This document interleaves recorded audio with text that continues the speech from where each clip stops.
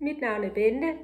Jeg er uddannet sygeplejerske og har arbejdet som sygeplejerske i mere end 30 år.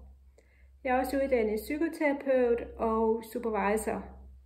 Jeg laver supervision for sundhedsfagligt personale, og supervisionen skal være med til at styrke og støtte jer i jeres daglige arbejde.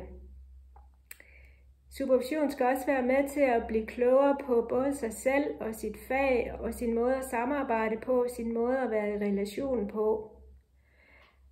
Jeg håber, at jeg som jeres supervisor kan være med til at være en slags fødselshjælper, hvor I får øje på nye erfaringer og nye måder at løse ting på. Og jeg glæder mig rigtig meget til at høre om, hvad I er optaget af, hvad der rører sig lige nu. Dels hvad I synes, der lykkedes, og hvad I synes, der er vanskeligt og besværligt, og måske også lidt håbløst.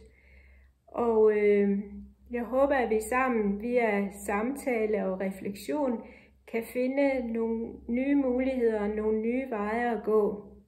Jeg glæder mig rigtig meget til at møde jer, og jeg håber, at vi kan skabe et trygt rum sammen, hvor der bliver mulighed for udvikling og vækst.